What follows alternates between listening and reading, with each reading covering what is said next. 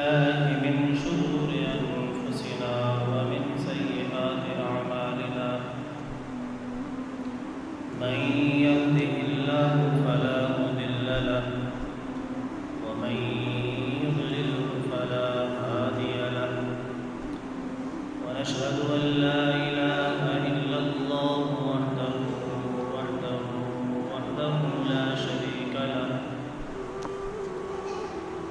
ونشهد أن سيدنا ونبينا ومولانا محمدا عبده ورسوله إن الله وملائكته يصلون على النبي يا أيها الذين آمنوا صلوا عليه وسلموا تسليما صلى الله على النبي الأمي وآله صلى الله عليه وآله وسلم جزى الله عنا سيدنا ونبينا ومولانا محمد صلى الله عليه وسلم ما هو أهله قلت حيلتي أنت وسيلتي أدركني يا رسول الله يا رسول الله انظر حالنا يا حبيب الله اسمع قالنا إننا في بحر غم مغرق خذ يدي سهل لنا أشقالنا وقال الله تبارك وتعالى في القرآن المجيد والفرقان الحميد ولوطا إذ قال لقومه إنكم لتأتون الفاحشة ما سبقكم بها من أحد من العالمين أئنكم لتأتون الرجال وتقطعون السبيل وتأتون في ناديكم المنكر فما كان جواب قومه إلا أن قالوا ائتنا بعذاب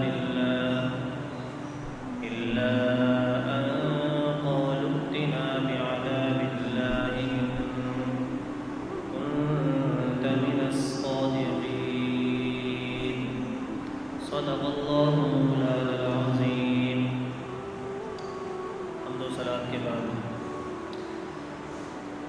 میرے نہایت واجب الاحترام عزت و تکریم کے لائق محبتوں اور چاہتوں کے لائق میری مراد جتنے بھی سامعین حاضر ہیں اللہ رب العزت کا بے پناہ شکر ہے کہ اس نے آج ایک بار پھر ہماری زندگی کا ایک دن ہمیں اس نے نصیب کیا ہے۔ آج بھی نہ جانے کتنے لوگوں کی زندگی کا چراغ بجھ چکا ہے اور کتنے لوگوں کی زندگی کی وہ کتاب نامہ اعمال کی آج بند ہو چکی ہے، لیکن شکر الحمدللہ کہ اللہ رب العزت نے آج کا دن ہمیں ایک اور عطا کر دیا ہے، صرف اس لیے کہ اللہ رب العزت کو ہم راضی کر سکیں۔ آج دنیا میں جتنے بھی انسان زندہ ہیں اور جن کے دل میں خوف خدا ہے تو وہ ہر وقت یہی کوشش کرتا ہے کہ کون سی ایسی ادا میں اپناؤں کہ جس ادا کے بعد میرا رب مجھ سے راضی ہو جائے۔ لیکن افسوس در افسوس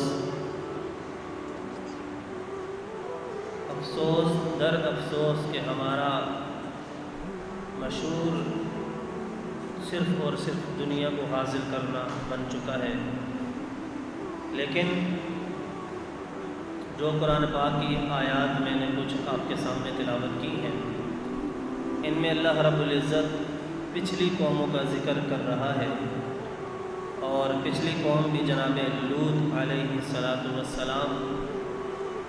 جب آپ یہ نام سنتے ہیں تو ہر وہ شخص کے جو قوم لوط کے بارے میں جانتا ہے، ان کی برائیوں کو جانتا ہے، ان کی بدکاریوں کو جانتا ہے، تو وہ سیدھا اس کے دماغ میں یہ بات کلک کر جاتی ہے کہ ہاں یار، یہ فلاں نبی کی قوم تھی کہ جن کے اندر یہ خرابیاں موجود تھیں، کہ جس کے بعد اللہ رب العزت نے اس قوم کو صفحہ ہستی سے مٹا دیا۔ اللہ رب العزت ارشاد فرماتا ہے اور لوط کو نجات دی جب اس نے اپنی قوم کو کہا تم بے شک بے حیائی کا کام کرتے ہو کہ تم سے پہلے دنیا بھر میں کسی نے یہ نہ کیا تھا۔ کیا تم مردوں سے بدفعلی کرتے ہو اور راہ مارتے ہو مطلب راہوں میں بیٹھ کر ڈاکہ زنیاں ڈالتے ہو، لوگوں کا مال لوٹتے ہو، آسان لفظوں میں اس کا یہ مطلب ہے، اور راہ مارتے ہو اور اپنی مجلس میں بری باتیں کرتے ہو، اور اس قوم کے پاس کچھ جواب نہ تھا جب جناب لوط نے ان کے سامنے یہ باتیں رکھیں کہ تم یہ بھی کرتے ہو، تم وہ بھی کرتے ہو، تو جناب لوط کی قوم کے پاس کوئی جواب نہ تھا مگر یہ بولے ہم پر اللہ کا عذاب لاؤ اگر تم سچے ہو۔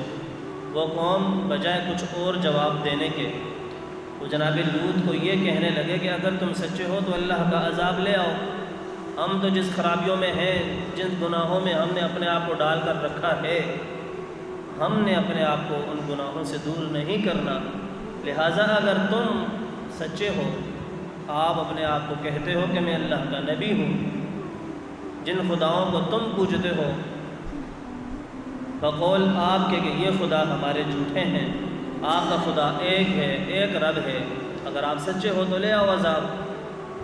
اتنی بدبخت قوم تھی کہ ایک تو یہاں آسان لفظوں میں اگر آپ کو سمجھانا چاہوں میں تو یہ سمجھا سکتا ہوں، ایک تو گناہ یعنی ایک چوری، اوپر سے سینہ زوری، یہ اس قوم کا یہ حال بن چکا تھا۔ ایک تو وہ گناہوں میں مبتلا تھی، جب جناب لوط نے فرمایا کہ تم یہ کر رہے ہو، تم مردوں سے بدفعلیاں کر رہے ہو، تم راہوں میں بیٹھ کر لوگوں کے مال لوٹنے والا کام کر رہے ہو، تو ان کے پاس کوئی جواب نہ تھا، تو پھر آگے سے کہنے لگے ٹھیک ہے بھائی اگر تم سچے ہو تو اللہ کا عذاب لے آؤ۔ یہ تو ہوئی قرآن کی آیات کا ترجمہ اور مفہوم۔ اب میں آپ کے سامنے رکھتا ہوں کہ قوم لوط کے اندر خرابیاں کیا کیا تھیں۔ میں آج صرف 13 نوٹ کر کے لے کر آیا ہوں، لیکن بہت زیادہ ان کے اندر خرابیاں پائی جا رہی تھیں۔ اللہ رب العزت سے آپ سب دعا کریں کہ اللہ تعالیٰ ہمیں قوم لوط کے ہر اس برے فعل سے بچا کر رکھے۔ آج جو معاشرے میں اور عدالتوں میں اور اسمبلیوں میں جو قانون پاس ہوا ہے، شاید آپ لوگوں میں سے بہت سے لوگ اس سے واقف ہوں کہ مرد سے بدفعلی یا شادی کر سکتا ہے، عورت کے ساتھ شادی کر سکتی ہے۔ یہ حضور کے دین کو، اللہ کے دین کو کھلم کھلا چیلنج ہے کہ آؤ جو دل کرنا ہے ہمارے ساتھ کر لو۔ تو آپ دیکھ لو، یہ اسلامی جمہوریہ پاکستان تھا کہ جن کو بنانے کے لیے لوگوں نے یہ کہا کہ اس کا مطلب لا الہ الا اللہ ہے، اور اسلامی جمہوریہ ہے کہ اس میں ہم آزاد ہو کر اللہ کی عبادت کر سکیں گے۔ لیکن نہ جانے وہ لوگ کہاں گئے کہ جنہوں نے قربانیاں دی تھیں اور اس ملک کو بنا کر ہمیں تحفے کے طور پر عطا کیا تھا کہ یہ لو بھائی اب تم آزاد ہو، جدھر دل کرتا ہے آپ مصلی بچھاؤ اور نماز پڑھو، کوئی آپ کو روکے گا نہیں، کوئی آپ کو ٹوکے گا نہیں، جو بھی دیکھے گا یہی کہے گا کہ یار نماز پڑھ رہا ہے، آگے سے نہ گزر بلکہ پیچھے سے گزر، اس کی عزت کر، اس کا احترام کر۔ کیوں؟ کہ تم اللہ کی زمین پر مصلی بچھا کر اللہ کو راضی کر رہے ہو۔ تو یہ وہ ملک تھا کہ جن لوگوں نے اور جن علماء کرام نے، آج کچھ لوگ ہیں کہ جو قائد اعظم علیہ الرحمہ کو رحمۃ اللہ علیہ کہنا بھی گوارا نہیں سمجھتے۔ تو بہرحال میں ان کی طرف نہیں جاتا، اللہ تعالیٰ ان تمام شہداء کے درجوں میں اضافہ فرمائے۔ پہلی برائی آپ یہ سمجھیں کہ ان کے اندر لواطت اس قدر زیادہ تھی۔ یہ میں آپ کو بتا دوں کہ ان کے اندر یہ فعل آیا کیوں تھا۔ ایک بندے کا باغ تھا، تو اس باغ میں سے ایک راہ گزر شخص نے پھل توڑ کر کھا لیا، تو اب اس نے پکڑ لیا مالک نے، ہاں بھائی تو میرے باغ سے پھل توڑ کر کھا رہا ہے، تیرے پاس کیا جواز ہے یا تو نے کس سے پوچھا ہے؟ تو اس موقع پر شیطان حاضر ہوا اور انسان کا اصلی دشمن ہے، اس نے کہا کہ یار تو اس کو ایسے نہ جانے دے بلکہ اس کے ساتھ بدفعلی کر۔ تو یہ قوم وہاں سے اس کو چسکا پڑا اور نعوذ باللہ حضور جناب لوط علیہ السلام کی بیوی بھی اس گناہ میں شریک تھی۔ تو آج اپنا معاشرہ آپ دیکھ لیں کہ ہر بچہ یا ہر وہ نوجوان کہ جس کا اگر کوئی خنثی خسرت دوست ہے، سنگی ہے، یار ہے، یا پھر وہ نوجوان کہ جس کا دوسرا کوئی لڑکا دوست ہے، اور کتنے کیس تو آپ لوگ اس گاؤں میں یا اس علاقے میں یا اس علاقے چھچ میں سنتے ہو کہ فلاں فلاں لڑکے کے ساتھ بدفعلی کرتا ہوا پکڑا گیا، یا فلاں فلاں، اب نام لینا بھی بندہ گوارا نہیں سمجھتا۔ تو اب تو ان لوگوں کو کھلے عام یہ قانون مل چکا ہے، اجازت مل چکی ہے، لہذا اب جو دل کرتا ہے کرو، اب تمہیں کوئی روکنے والا نہیں، کوئی ٹوکنے والا نہیں۔ تو میں آپ کو صرف ایک بات بتا دوں کہ جناب لوط کی قوم کا حال جو ہوا تھا نا، بستی کو الٹ کر رکھ دیا تھا۔ آج چند لمحوں کی لذت کے لیے کوئی آپ میں سے یا آپ کے دوستوں میں سے کسی دوست کے ساتھ بدفعلی کر کے وہ لذت تو حاصل کر لے گا، لیکن خدا کی قسم اس کا دل اندر سے مرتا چلا جائے گا۔ آج اس کے دل، وہ جو بھی شخص ہے کسی ایک بھی گناہ میں اگر وہ مبتلا ہے تو ہر گناہ کے بدلے میں ہمارے نبی نے فرمایا کہ اس کے دل پر اللہ تعالیٰ سیاہ نقطہ ڈالتا ہے، اور ایک وقت آتا ہے کہ اس کا دل پورا کا پورا سیاہ ہو جاتا ہے، مردہ ہو جاتا ہے۔ اس کے سامنے اگر کوئی مولوی 10 گھنٹے بھی بیان کرے، کوئی پیر اس کے سامنے باتیں کرے، یا اس کو والدین سمجھائیں کہ بیٹا یہ راستہ غلط ہے، تو یہ باتیں ان بچوں پر، ان نوجوانوں پر، ان لوگوں پر اثر ہی نہیں کرتی۔ وجہ یہ ہے کہ ہمارے دل مردہ ہو چکے ہیں، ہمارے گناہ اس قدر زیادہ ہو چکے ہیں کہ آج ہمیں اگر کوئی سمجھاتا ہے تو الٹا ہم اسی کو برا بھلا کہتے ہیں۔ سب سے پہلا گناہ ان میں کیا تھا؟ بدفعلیاں مرد کے ساتھ وہ زیادہ کرتے تھے۔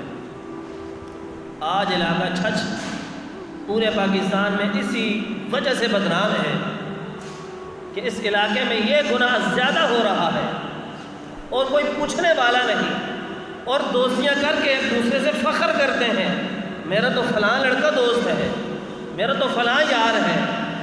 اور تو نے یاری لگانی تھی تو سونے نبی سے لگاتا، تو نے یاری لگانی تو اپنے باپ سے لگاتا، تو نے یاری لگانی تھی تو اپنے رب کو اپنا یار، اپنا سنگی بناتا، تنہائیوں کا ساتھی بناتا۔ آج ہمارے تنہائیوں کے ساتھی یا کوئی لڑکا ہے یا کوئی لڑکی ہے۔ میں کھلی بات کروں گا، کوئی نوجوان اگر اس گناہ میں مبتلا ہے تو اس کو برا لگتا ہے تو 1 کروڑ دفعہ لگے، مجھے کسی سے کوئی پرواہ نہیں، نہ میں ڈرتا ہوں، میں نے رب کا قرآن پڑھا ہے، میں اپنے باپ کی باتیں یہاں نہیں کر رہا۔ ہر دوسرا تیسرا بندہ اس گناہ میں مبتلا ہے۔ سب سے بڑا گناہ ان میں یہ تھا کہ مرد کے ساتھ بدفعلی کرتا تھا۔ دوسرا گناہ سنیں آپ، دوسرا گناہ یہ تھا کہ مسافروں کو اور گزرنے والوں کو روکتے اور زبردستی اس کے ساتھ بدفعلی کرتے۔ آج اتنا تو بےہودہ ہمارا معاشرہ نہیں ہوا کہ راستے میں گزرنے والے کو زبردستی پکڑے کوئی، لیکن 1-2 کیس ہمارے سامنے ایسے ضرور آئے کہ ایک وہ ماں کے جو اپنی بیٹی کے ساتھ موٹر وے پر زیادتی کی شکار ہوئی، تو وہ راستہ تھا نا، پوچھنے والا کوئی نہیں ہے۔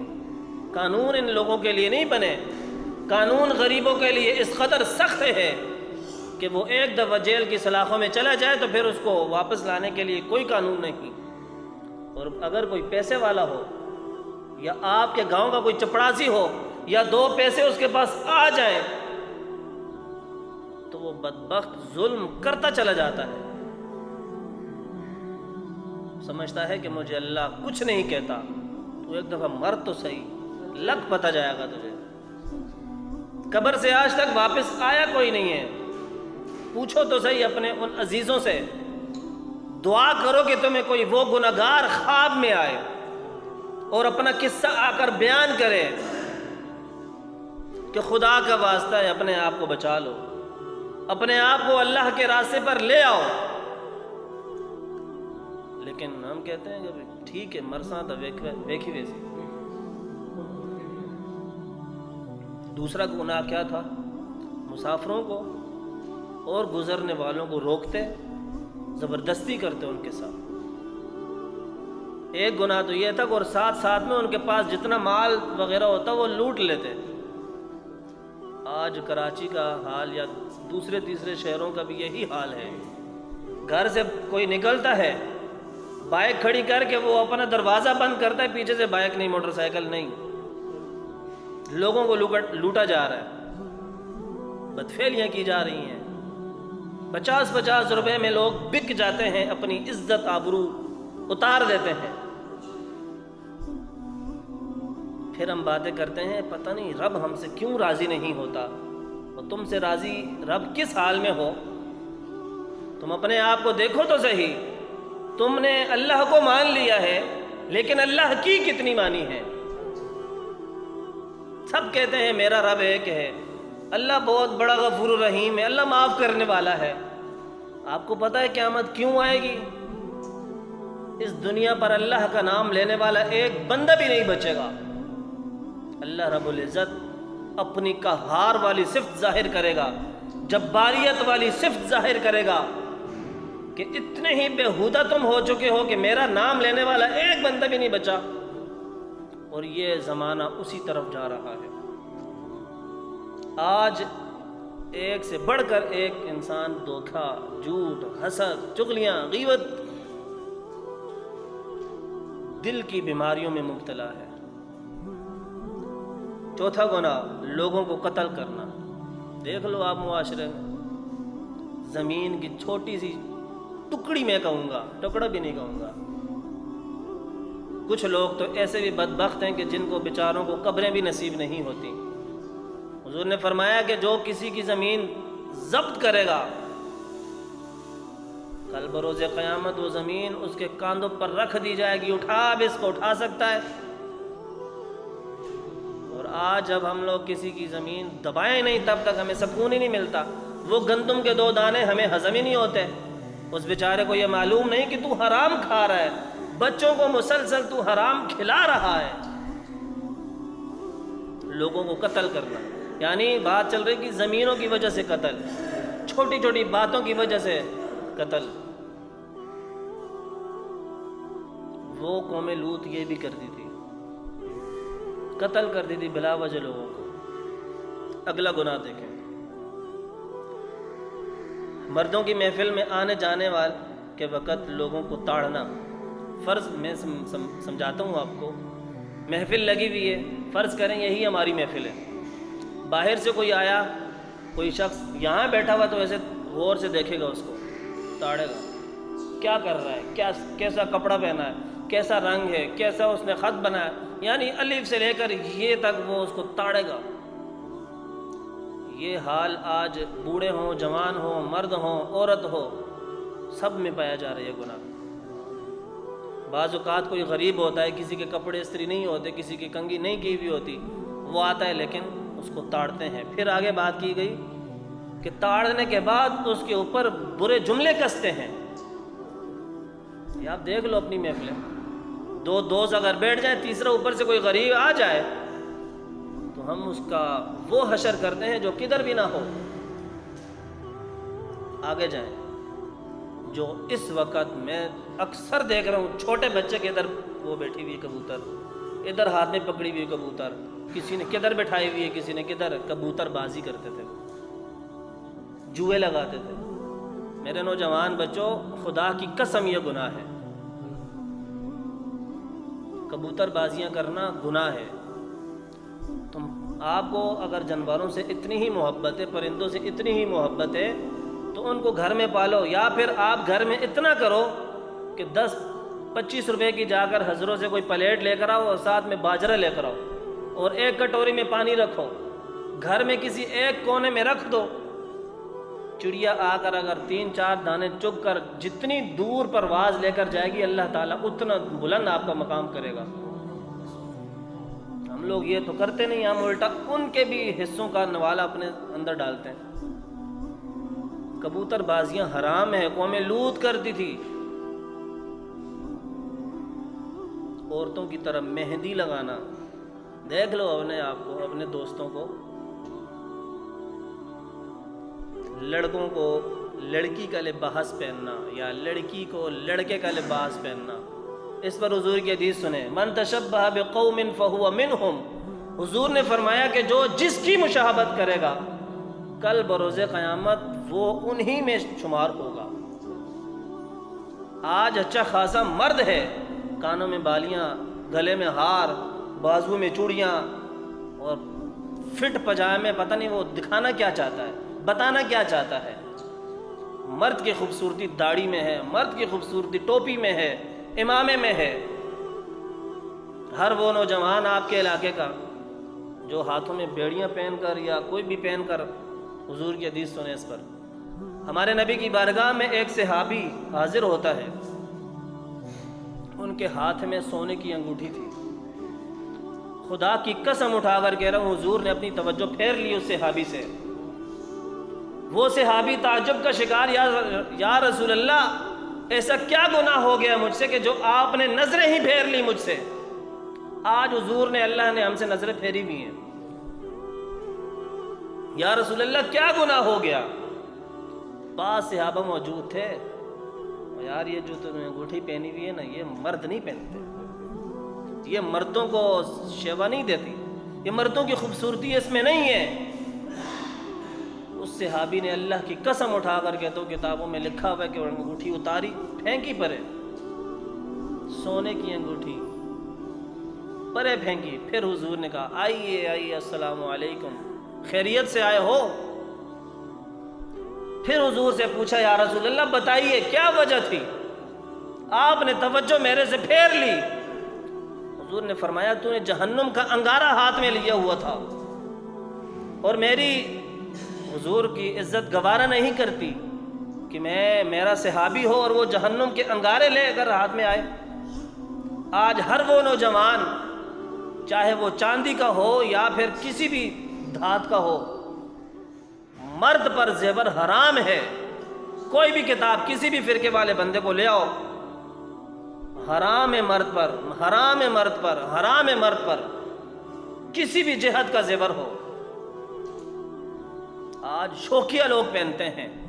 ہر وہ پیر جس کے ہاتھوں میں 400 انگوٹھیاں ہوتی ہیں، اگر وہ شریعت کے خلاف ہے تو ہم اس کو پیر نہیں مانتے۔ ہمارے نبی نے بھی اگر انگوٹھی پہنی تھی تو وہ بطور مہر پہنی تھی۔ آج جو ہم مہر حضروں سے یا کہیں سے بھی بنواتے ہیں تو اس زمانے میں انگوٹھی مہر کا کام کرتی تھی۔ آج بھی اگر انگوٹھی کی اجازت ہے تو صرف مفتیوں کو ہے، وہ بھی صرف بطور مہر کا کام کرے۔ آج ہم لوگ کانوں کو بھی ایسے سلواتے ہیں جیسے پتہ نہیں ہماری ماں سامنے سے گزر رہی ہو۔ یہ سب قوم لوط کے فعل تھے۔ آج آپ ہاتھ میں وہ سلمان خان کی طرح یا کسی اور کی طرح بریسلٹ تو پہن لو گے، لیکن خدا کی قسم وہ بریسلٹ آپ کو جہنم میں لے کے جا رہا ہے۔ آپ مشابہت کسی انڈیا ایکٹر سے کرتے ہو، اپنے سونے نبی سے کیوں نہیں کرتے؟ آپ مشابہت کسی دوسرے بندوں سے کرتے ہو، اپنے سونے نبی سے کیوں نہیں کرتے؟ دو لفظ اگر آپ کو کوئی سمجھانے والا ہو تو آپ تو اس کو بھی چھوڑتے نہیں۔ آگے چلیں۔ ہاتھوں سے کنکریاں پھینکنا، پتھر بلا وجہ۔ سندھ چلے جاؤ نا تو وہاں لوگ، بچے باقاعدہ مقابلہ کرتے ہیں کہ میرا پتھر کتنے دور جائے گا اور پانی پر تیرتا ہوا کتنے دور جائے گا۔ یہ عادت قوم لوط میں تھی، اور یہ پتھر پھینکنا گناہ ہے۔ ہمارے نبی سے سنو، ہمارے نبی نے فرمایا کہ پانی پر جن رہتے ہیں، اگر وہ پتھر تمہارا پھینکا ہوا کسی جن کو لگ جائے تو کیا جن تمہیں چھوڑیں گے؟ آج آپ میں سے کسی ایک کے پوتے کو یا بیٹے کو کوئی نقصان پہنچائے تو وہ بندوقیں نکال لیتے ہیں، تیری ہمت کیسے ہوئی میرے بچے کو تکلیف دینے کی؟ تو تم اگر کسی اور مخلوق کو تکلیف دو گے تو کیا وہ تمہیں چھوڑیں گے؟ تو یہ پتھر پھینکنا بھی قوم لوط میں تھا، آج ہر وہ جو گناہ ان میں تھے آج وہی گناہ ہم لوگوں میں آ چکے ہیں اور ہم اس کو فخر محسوس کرتے ہیں۔ آگے جاؤ۔ گزرنے والوں کو تنگ کرنا، راستوں میں جو بڈھے یا جو بھی جوان بیٹھے ہیں یا بیٹھے رہتے ہیں، اگر کسی کو برا لگتا ہے بے شک لگے، راستے سے گزرنے والے بندے کو تنگ کرتے ہیں، وہ لوگ کرتے تھے، آج آپ لوگ کرتے ہو۔ گزرنے والے کو تنگ کرتے ہو۔ اگر آپ کسی کی عزت نہیں کر سکتے، اگر آپ کسی کو مقام نہیں دے سکتے تو چپ کر جاؤ۔ آپ کے دو جملے بولنے سے اگلے کی عزت اور میں سمجھتا ہوں بڑھتی ہے۔ حضور نے فرمایا اگر آپ کو کوئی تنگ کرتا ہے، یہ حدیث پاک ہے، اور اگر آپ کو کوئی تکلیف دیتا ہے آپ چپ کرتے ہو تو اللہ تعالیٰ آپ کا مقام اور بلند کرتا ہے۔ پر یہاں اس بدتمیز شخص کی تربیت آتی ہے کہ تجھے کس طرح کی تربیت حاصل ہے؟ تو کسی بندے کے تربیت میں کیوں نہیں بیٹھا کہ تو راستے میں گزرنے والے ہر شخص کو تو تنگ کرتا ہے، راستے میں گزرنے والے ہر نوجوان کو یا ہر بچے کو تو تنگ کرتا ہے۔ یہ قوم لوط میں فعل تھا، گزرنے والوں کو تنگ کرنا۔ آگے چلو۔ ایک دوسرے کو تھپڑ مارنا، آئیے کتنے عرصے بعد تو ملا ہے، کتنے چلا گیا ہے، ٹھاس پیٹھ پر تھپڑ۔ دوستوں میں اکثر ہوتا ہے، بڑوں میں بھی ہوتا ہے۔ کوئی ایک بات تو بتا دو جو ہم میں نہ ہو، ہر بات اللہ کی قسم ہم میں پائی جاتی ہے۔ ایک دوسرے کو تھپڑ مارنا، یہ کنڈی تے یا کسی بھی جگہ تے مذاق نال چوڑے تے یا کسی بھی جگہ تے، یہ سارے گناہ قوم لوط میں تھے۔ آج یہ گناہ کر کے ہم بار بار کہتا ہوں فخر محسوس کرتے ہیں۔ آگے چلیں۔ محفل میں ہو یا گھروں میں ہو، بلا وجہ گیس خارج کرنا، ہوا خارج کرنا۔ کچھ لوگوں میں بدتمیزی والی عادت پائی جاتی ہے، کچھ تو ہو نا بیمار، ان کو تو شریعت بھی ایک سائڈ کر دیا، یہ بیمار ہے، اس کا عذر ہے، یہ جان بوجھ کر نہیں کر رہا۔ کچھ لوگ مقابلے لگاتے ہیں، وہ لوگ مقابلے لگاتے تھے، ہنسنے والی بات نہیں ہے۔ اللہ کی قسم یہ اپنی نگاہیں اور اپنے آپ کو میں سمجھتا ہوں زمین پہ گڑھا کھودے اندر ڈوب جانے والا مقام ہے۔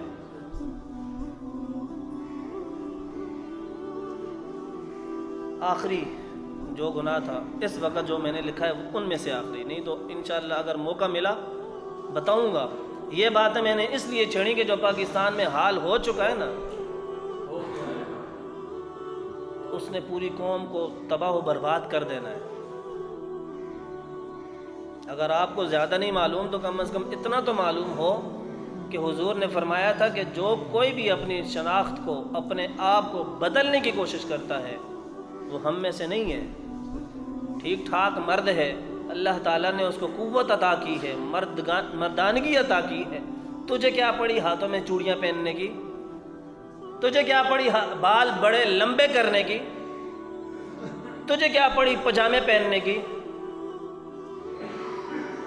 عورتوں کی طرح مشابہت مرد کر رہے، تبھی تو یہ محاورہ نکلا ہے، جا کر چوڑیاں پہن کے گھر میں بیٹھ جا۔ مطلب یہ ہے کہ عورت کمزور مخلوق ہے، مرد ہو کر اپنے آپ کو کمزور کروانا، محسوس کروانا، یہ کائے کا قانون، کس چیز کا قانون؟ شریعت میں اور شریعت اس کو سخت پسند نہیں کرتے۔ آخری شرط، آخری جو ان میں گناہ تھا اس وقت کا، انگلیوں سے پٹاخے نکالنا، کھڑاکے نکالنا، یہ قوم لوط میں گناہ تھا۔ آج ہم اس کو شوق سے کرتے ہیں، سستی ہونی پہ یہ تو بس کڑنگ کڑنگ کر کے تک بس ٹھیک ہے۔ یہ دین اللہ کی قسم انسان کی فطرت کے اتنے قریب ہے نا، اتنے قریب ہے، اگر کوئی سمجھنا چاہے تو 40 دن کے اندر اندر انسان اللہ کا ولی بن جائے۔ اور آج ہماری نمازیں قبول نہیں ہوتی، آج ہماری دعائیں قبول نہیں ہوتی، آج ہمارے صدقے زکوٰۃ قبول نہیں ہوتے، وجہ یہ ہے کہ ہمارا دل کمینہ ہو چکا ہے، وجہ یہ ہے کہ ہمارا اخلاق بدتمیز ہو چکا ہے، وجہ یہ ہے کہ ہم ایک دوسرے کو اتنا نقصان پہنچاتے ہیں اور نقصان پہنچانے والے اتنے اسباب پیدا کرتے ہیں کہ اگر میرے سے بچ جائے تو اگلے سے جا کر اس کو ضرور نقصان پہنچے گا۔ تو پھر آپ کس کامیابی کی لو لگا کر بیٹھے ہوئے ہیں؟ اللہ تعالی ہم سب کا حامی و ناصر ہو۔ وما علینا الا البلاغ المبین۔